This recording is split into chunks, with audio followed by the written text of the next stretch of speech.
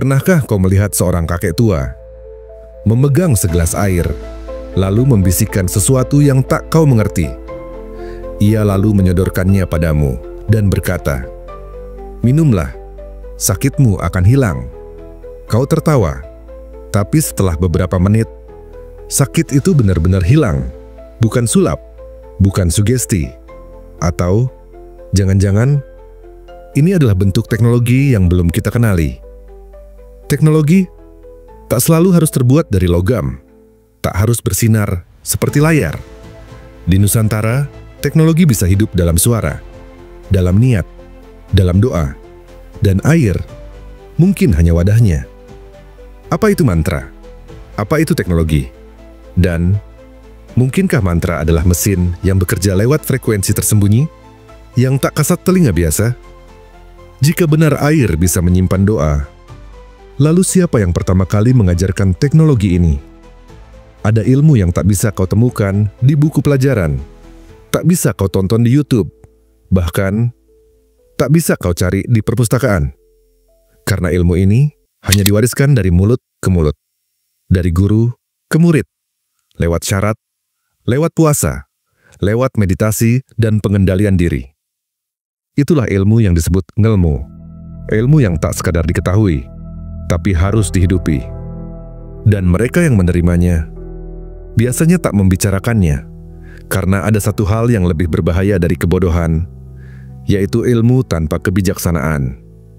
Tapi, apa yang sebenarnya mereka sembunyikan? Ilmu apa yang bisa mengangkat tubuh tanpa menyentuhnya? Bayangkan, seseorang melemparmu tanpa menyentuhmu. Kau terpental, tubuhmu jatuh, dan dia masih berdiri diam. Di layar, itu bisa terlihat seperti trik, tapi di dunia nyata, mereka menyebutnya tenaga dalam. Apakah itu nyata? Apakah tubuh kita benar-benar bisa menyimpan energi yang bisa digerakkan lewat niat? Di timur, mereka menyebutnya chi. Di India, prana. Di Nusantara, tenaga dalam. Apakah ini teknologi tubuh yang tak pernah diajarkan lagi? Dan jika tenaga bisa menggerakkan manusia, bisakah ia juga memengaruhi benda mati? Sebuah keris tak hanya tajam, ia hidup. Begitulah kata para empu. Ia ditempa berhari-hari, diberi doa, diasapi kemenyan, dan ditanamkan niat.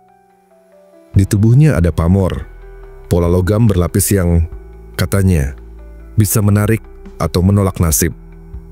Rajah yang digores di kulit atau mantra yang diulang tiap malam bukan sekadar hiasan. Mereka adalah kode. Kode untuk membuka sesuatu yang tak bisa dilihat. Lalu jika mantra bisa menyimpan niat dan logam bisa merekam energi, bukankah itu teknologi juga? Dulu, orang yang tahu tentang getaran alam, penyembuhan lewat daun, atau membaca arah lewat bintang, dipanggil empu, resi, atau guru. Kini, mereka dipanggil dukun. Ilmu yang tak dimengerti, perlahan disebut sesat, lalu dibuang, lalu ditertawakan. Padahal, ilmu itu belum salah. Kita saja yang berhenti memahaminya. Tapi, tidak semua orang melupakannya. Sebagian ilmu itu masih hidup dalam kitab-kitab tua yang sudah nyaris tak bisa dibaca. Sebagian ilmu itu masih hidup dalam kitab-kitab tua yang sudah nyaris tak bisa dibaca. Salah satunya, Serat Centini. Banyak yang menganggapnya cuma kitab cabul dari masa lalu, penuh kisah asmara, petualangan erotis, dan nafsu manusia. Tapi di balik itu, ada pelajaran tentang kesadaran, bagaimana tubuh, nafas, suara, dan pikiran bisa disatukan. Bagaimana seks bukan sekadar nafsu, tapi alat untuk naik menuju kesadaran yang lebih tinggi. Serat Centini bukanlah buku porno kuno. Ia adalah manual tubuh manusia, petunjuk untuk menjelajahi alam pikiran sebagai pintu ke alam semesta. Dan bukan hanya Centini, lontar-lontar tua dari Bali pun menyimpan teknologi yang tak kalah mencengangkan. Di dalamnya tertulis ilmu tentang tubuh, tanaman, dan energi Tapi mereka tidak menyebutnya biologi, bukan pula farmasi. Mereka menyebutnya taksu. Taksu adalah daya hidup.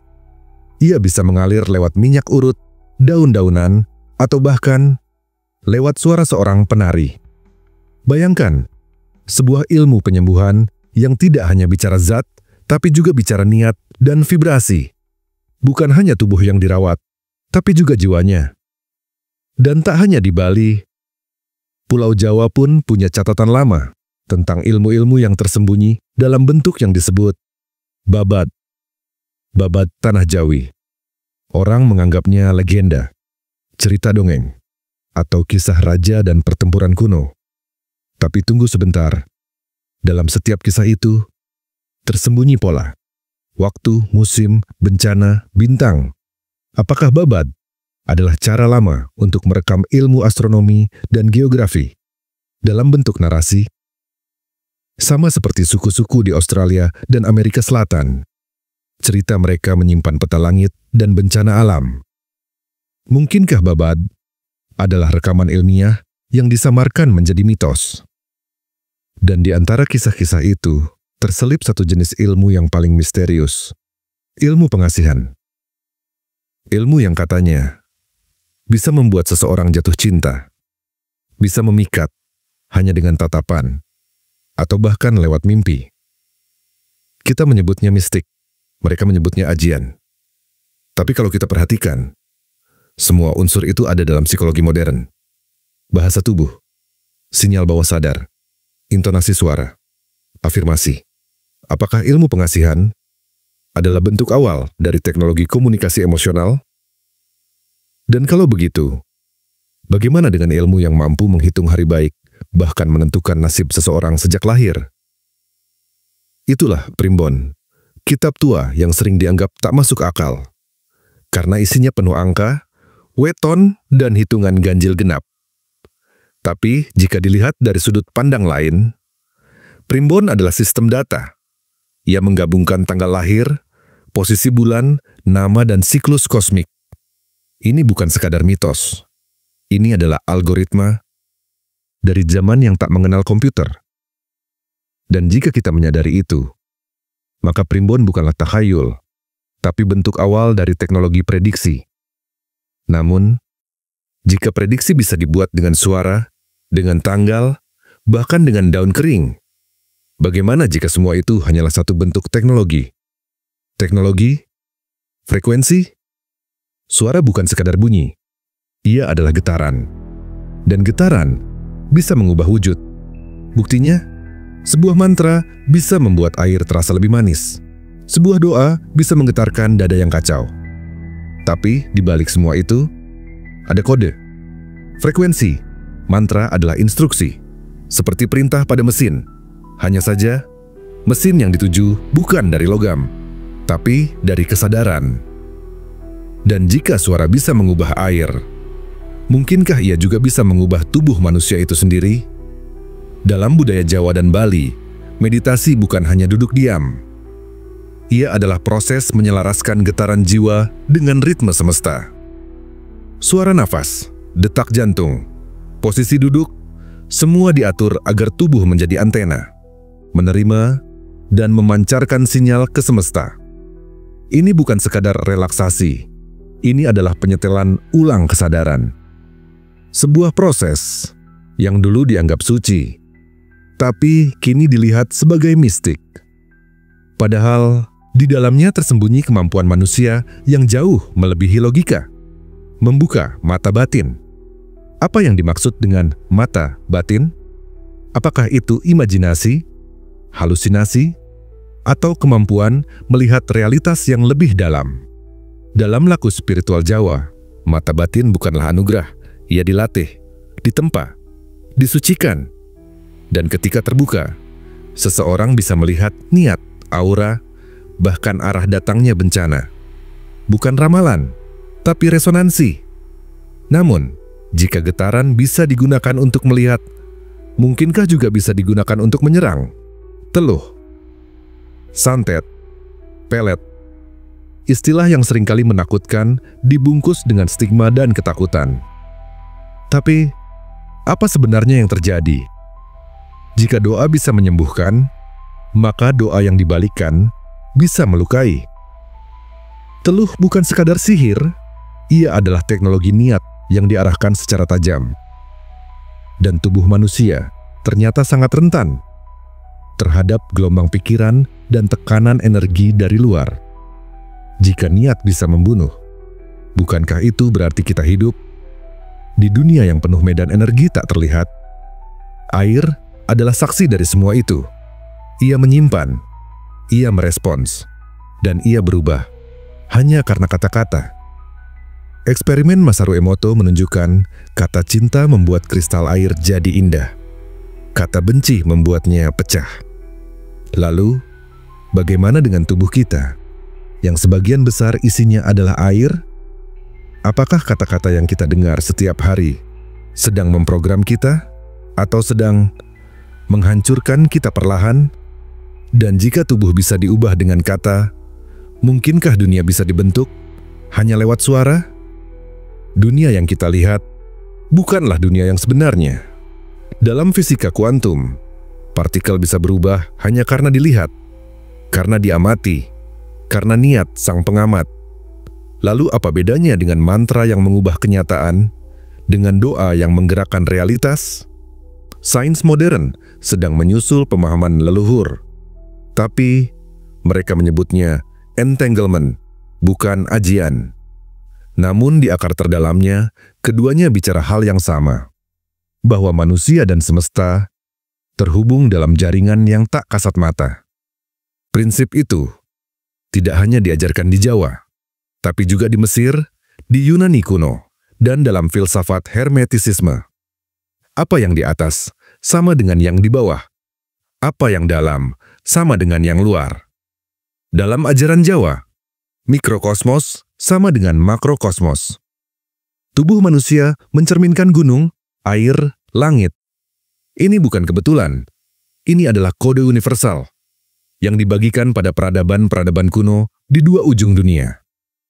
Dan jika semua itu benar, maka alam semesta bukan hanya di luar kita, tapi juga di dalam. Dan di dalam, ada hukum-hukum yang sama kuatnya dengan hukum gravitasi atau waktu. Hukum resonansi, hukum vibrasi, hukum niat. Leluhur kita menyebutnya Sangkan Paraning Dumadi. Asal mula dan tujuan hidup harus selaras. Jika tidak, dunia akan kacau. Dan sakit, bencana, hingga kematian hanyalah gejala dari ketidakseimbangan itu. Bukan klinik, tapi kosmologi spiritual yang sangat ilmiah, jika kau tahu cara membacanya. Tapi jika ilmu itu tak bisa diukur, apakah itu tetap disebut ilmu? Kita hidup di zaman di mana angka adalah segalanya. Bukti harus statistik, fakta harus terverifikasi. Tapi, apakah semua hal bisa ditimbang? Bisakah cinta diuji di laboratorium? Bisakah rasa takut ditangkap dalam botol? Ilmu gaib bukan berarti tak ada. Mungkin ia hanya belum punya alat ukurnya. Sama seperti listrik pernah dianggap mustahil. Sama seperti radio dulu dikira sihir. Mungkin apa yang kita sebut gaib hanya menunggu ditemukan alat ukurnya. Dan ketika hari itu datang, dunia akan berubah. Mungkin bukan dengan mesin, tapi dengan kesadaran. Bayangkan dunia tanpa tombol, tanpa kabel, tanpa layar. Tapi semua bisa diakses. Hanya lewat pikiran, lewat diameter, lewat meditasi. Dalam banyak riset terbaru, meditasi mampu menurunkan tekanan darah, menyembuhkan trauma, bahkan memengaruhi struktur otak. Itu bukan sihir, itu bukan keajaiban, itu teknologi. Teknologi dari dalam diri manusia sendiri. Dan barangkali leluhur Nusantara sudah menemukan ini, jauh sebelum kita menyebutnya neuroscience. Tapi jika benar tubuh adalah mesin, lalu bagaimana dengan tempat-tempat suci yang bisa mengisi ulang energi manusia? Borobudur bukan hanya bangunan batu, ia adalah mandala raksasa, dirancang bukan sekadar untuk dilihat, tapi untuk dilalui. Seperti jalur dalam sirkuit. Dari bawah ke atas, Borobudur membimbing kesadaran untuk naik tingkat demi tingkat. Dari dunia nafsu, menuju keheningan mutlak. Para arsiteknya bukan sekadar pemahat. Mereka adalah insinyur kesadaran. Tapi Borobudur bukan satu-satunya. Ada bangunan lain jauh lebih tua dan lebih tersembunyi. Gunung Padang bukan sekadar bukit, tapi struktur raksasa yang terpendam dan terabaikan selama ribuan tahun. Strukturnya simetris, susunan batunya presisi, tapi yang paling aneh adalah energinya. Beberapa peneliti mengatakan ada medan elektromagnetik yang aktif di bagian dalam. Siapa yang membangun ini? Dengan teknologi apa? Apakah Gunung Padang adalah baterai kesadaran untuk zaman yang belum kita pahami? Dan jika benar, maka simbol-simbol yang ditinggalkan leluhur bukan hanya dekorasi, tapi petunjuk. Candi Ceto. Di atas pegunungan yang sunyi berdiri relief-relief yang tak umum. Ada simbol catur, ada naga, ada angka-angka dan urutan geometri yang tak lazim.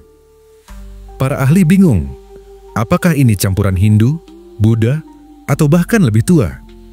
Tapi bagi mereka yang mendalami, ini bukan sekadar simbol, ini adalah kode kesadaran. Sama seperti sirkuit, semua memiliki arah, semua punya fungsi. Dan satu simbol paling purba muncul kembali di banyak tempat, yaitu lingga dan yoni. Banyak yang menganggap ini sebagai simbol kelamin, tapi bagaimana jika itu terlalu dangkal? Lingga dan yoni adalah simbol penciptaan, tapi juga keseimbangan, positif dan negatif, matahari dan bulan, getaran dan penerima. Dalam beberapa ritual, lingga yoni digunakan untuk mengalirkan air. Air itu mengalir melewati struktur tertentu untuk diprogram sebelum digunakan. Apakah ini sistem penyucian spiritual atau mesin pemroses energi alam? Dan jika benar, maka altar, batu dan air bukan benda mati, tapi bagian dari mesin gaib yang tersembunyi di alam Nusantara. Lihatlah batu-batu di tempat pemujaan kuno. Letaknya tidak sembarangan. Setiap arah menghadap pada titik matahari, bulan, atau puncak gunung tertentu. Air yang mengalir bukan hanya untuk minum, tapi untuk menghantarkan getaran. Ritual di atas altar bukan hanya ibadah, tapi aktivasi sistem. Seperti menyalakan mesin yang tak membutuhkan listrik, tapi hanya kesadaran dan niat. Maka pertanyaannya kini bukan lagi, apakah ini teknologi? Tapi, mengapa semua ini ditutupi dari kita? Mengapa generasi kita diajarkan bahwa semua ini adalah mitos? Bahwa mantra adalah kebodohan? Bahwa meditasi adalah kemalasan? Bahwa keris hanyalah besi tua? Dan bahwa candi adalah sekadar peninggalan budaya? Siapa yang pertama kali menyebut ini klinik, kolonialisme, ilmuwan barat, atau kita sendiri yang mulai malu pada warisan kita? Mungkin bukan karena tak masuk akal, tapi karena jika semua ini benar, maka mereka yang menguasai pengetahuan ini tak bisa lagi dikendalikan. Dan begitulah, satu demi satu, warisan itu dibungkam. Kitab-kitab tua dibakar, lontar-lontar ditumpuk dan dibiarkan membusuk. Para empu, para dukun, para resi dituduh sesat, bahkan oleh bangsanya sendiri. Ilmu gaib digantikan kalkulasi, teknologi batin ditukar dengan mesin luar. Dan lama-lama, kita pun lupa bahwa kita pernah menyembuhkan hanya dengan air, bahwa kita pernah membaca niat lewat tatapan, dan bahwa kita pernah berbicara dengan alam. Namun, yang dibungkam tak pernah benar-benar mati. Di desa-desa sunyi, di pojok langgar tua, di balik ritual sederhana, ilmu itu masih bernafas. Ia tidak berteriak, ia berbisik, menunggu mereka yang siap mendengar. Anak-anak muda mulai mencari kembali, bertanya pada kakek nenek mereka, menyentuh keris lama di dalam lemari kayu, membaca lontar yang nyaris hancur, dan pelan-pelan mereka mulai melihat bahwa warisan ini masih bisa diselamatkan, bukan dengan kembali ke masa lalu, tapi dengan menggabungkan pengetahuan modern dan kearifan kuno. Bukan tentang memilih antara sains dan spiritualitas, tapi tentang melihat bahwa keduanya adalah dua sisi dari satu kebenaran yang sama. Borobudur bukan hanya candi, tapi pusat frekuensi kesadaran. Keris bukan hanya senjata, tapi media pemrograman energi. Primbon bukan takhayul, tapi bentuk awal big data berbasis manusia dan semesta. Dan jika kita sadar akan itu, maka kita bukan lagi pewaris, kita adalah penjaga. Penjaga ilmu yang nyaris dilupakan, penjaga teknologi yang tak bisa dijelaskan, penjaga rahasia leluhur yang tak ditulis, tapi hidup dalam getaran tanah ini. Karena dalam setiap nafas, dalam setiap doa, dalam setiap langkah menuju gunung, dan tetes air dari bambu tua, masih hidup getaran dari masa yang lebih tua dari sejarah. Mereka tidak hilang, mereka hanya menunggu untuk dipanggil kembali. Dan pertanyaannya adalah, apakah kau cukup hening untuk mendengarnya? Terima kasih telah mendengarkan kisah ini sampai selesai. Semoga teman-teman semua terhibur dan menyukainya. Jika teman-teman ingin mendengar kisah-kisah menarik lainnya, jangan lupa untuk like, komen, dan subscribe. Dukung terus channel ini agar lebih berkembang dan memberikan konten-konten menarik lainnya. Labirin Kisah.